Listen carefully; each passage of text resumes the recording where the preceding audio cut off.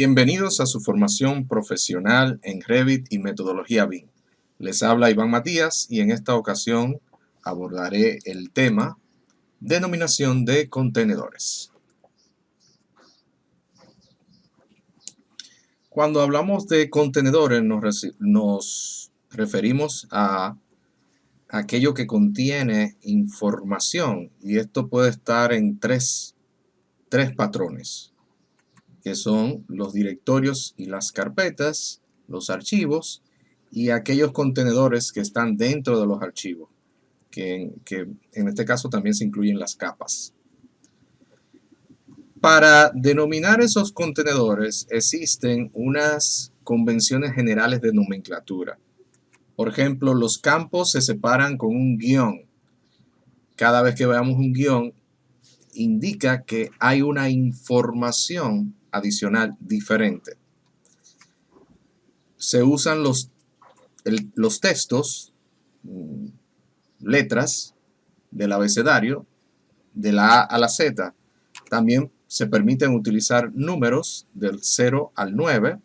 Está permitido los guiones bajos para separar dentro de un campo palabras, así como el uso del formato camel case para nombrar o separar palabras dentro de un mismo campo.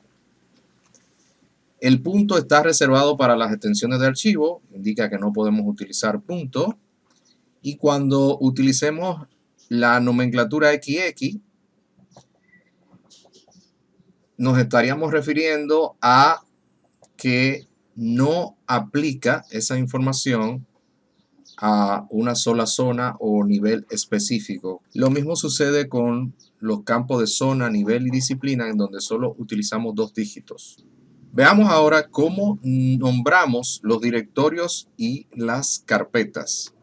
Para esto existen campos requeridos, que son el código de proyecto, y campos opcionales, como los que representan el estado de la fase en que se encuentra ese proyecto, que son la idoneidad, o sea, para qué es ese archivo, qué contiene y para qué es la información de ese archivo, y la revisión, en cuál revisión nos encontramos. De esta manera, nosotros tenemos la opción de colocar esas 3 informaciones o solamente colocar el código de proyecto en lo que tiene que ver con los directorios y carpetas. Cuando hablamos de nombrar archivos, entonces tenemos campos requeridos, que son el código del proyecto, el originador, o sea, quien entrega la información, las divisiones que se pudieran tener dentro del proyecto, como son las zonas y los activos, y los niveles y localización. También tenemos el tipo de información que contiene ese archivo, así como el rol desempeñado de parte del originador. En este caso estamos utilizando A porque es arquitectónico. La secuencia de ese archivo, o sea, la numeración, esto conviene para cuando tenemos la misma nomenclatura, se repite, bueno, pues entonces nos auxiliamos de este campo para diferenciar un archivo de otro. Existen los campos opcionales, como son la clasificación. En este caso podríamos utilizar algún sistema de clasificación, y aquí estamos utilizando el sistema de clasificación Uniclass 2015, donde el código indica que nos estamos refiriendo a una vivienda. Estamos ahí describiendo de alguna manera el tipo de proyecto que estamos utilizando. Otro de los campos opcionales son los estados en que se encuentra, tanto el estado de idoneidad, para qué es la información, como la revisión en que nos encontramos. De esta manera nombramos el archivo de proyecto que vamos a manejar. Vamos a ver esto en más detalle. Cuando hablamos de el código de proyecto P101, tenemos que tener en cuenta que debemos manejarnos con un mínimo de 2 y un máximo de 6 caracteres. Este código debe ser único, reconocible, debe ser independiente y debe coincidir con la documentación EIR o cualquier otro código de contrato. O sea, debemos utilizar el mismo código en toda nuestra documentación. No hay un estándar para definir este código. Lo que tenemos que tener en cuenta es respetar las convenciones generales que vimos anteriormente. Cuando pasamos al código del originador, debe tener un mínimo de 3 caracteres y un máximo de 6 caracteres. Y este código identifica a la organización responsable de crear la data o la información. En este caso tampoco hay un estándar obligatorio, sino que es libre, respetando las convenciones generales que vimos anteriormente. Luego pasamos a las zonas y los activos.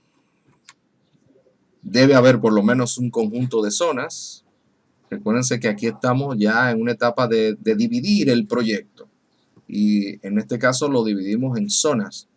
La podemos numerar, nombrar. Las zonas deben definirse de manera que se identifique una porción lógica del trabajo que va a ser entregado por el equipo. Luego pasamos a lo que serían los niveles y la localización. Aquí debe contener 2 caracteres y estos códigos están estandarizados. Por ejemplo, cuando decimos ZZ, nos estamos refiriendo a múltiples niveles, pero si nos referimos a XX, entonces no aplica en el caso de que estemos trabajando en una porción del proyecto. Los niveles de piso se van nombrando de manera ascendente, 01, 02, etc. Igual los mezanines, utilizamos la letra M, M1, M2, y en el caso de los sótanos, usamos la B, de basement, ¿no? Indicando hacia abajo 1, 2, 3, anteponiendo la letra B. En el caso del tipo de información, en este campo, cada contenedor debe tener un solo tipo de información. Esto para evitar confusión, ¿no?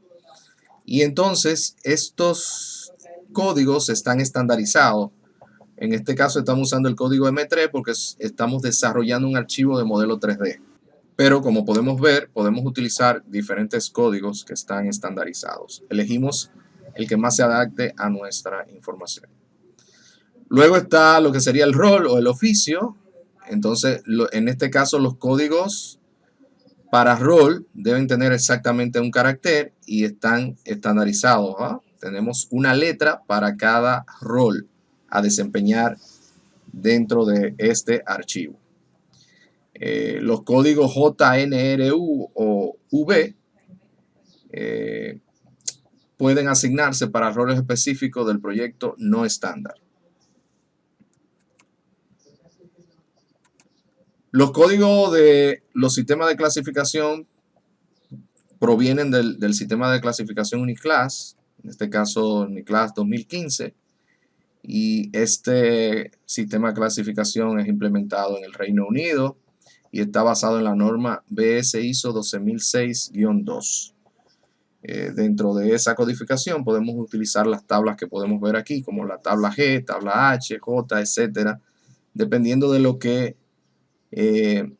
queremos identificar de esa información. Luego pasamos a la secuencia. Obligatoriamente utilizamos 4 dígitos, o sea que debemos utilizar los ceros iniciales y deben ser utilizados de forma secuencial. Luego pasamos a la prueba de idoneidad, donde nosotros definimos el estatus o el estado en que se encuentra nuestra información en ese momento. Si usamos S0, quiere decir que es el estatus inicial, estaríamos indicando que esa información todavía está en un trabajo en progreso. Si utilizamos S1, entonces ya pasaría a lo que sería la fase de compartido y es una información que podemos utilizar para coordinar entre las diferentes disciplinas. Podemos ver que tenemos diferentes codificaciones para los 4 estados de fase de un CDE. Por último, tenemos el campo de revisión, en donde la P son revisiones preliminares que vamos ejecutando, y ya cuando pasamos a la fase de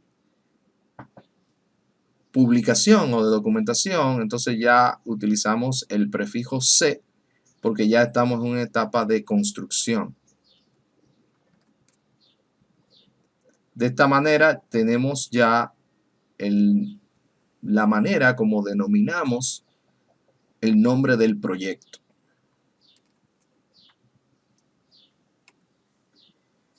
También existen los contenedores dentro de los archivos, que también tenemos que saber cómo nombrarlo de manera estandarizada.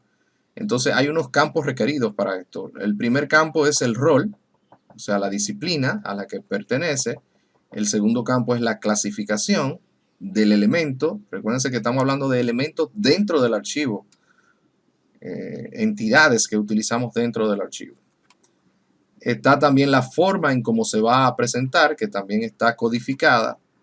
Debe tener por lo menos un carácter y indica el formato en que se muestra esta entidad, este elemento. Existe campos opcionales. Por ejemplo, aquí solamente vamos a utilizar como opcional una descripción de ese elemento. En este caso estamos colocando un ejemplo de una puerta. Y este campo se utiliza para facilitar el reconocimiento del elemento que estamos nombrando. Este campo se puede deducir de los otros porque, por ejemplo, cuando hablamos de clasificación, ya de hecho, la clasificación te va indicando de qué se trata, lo único que es un código. Lo que hacemos con la descripción es poder abundar para que sea más fácil el reconocimiento del elemento. Se deben evitar las descripciones largas, esto para un manejo de lo que sería la longitud del nombre que estamos utilizando. Gracias por su atención y nos vemos en la próxima.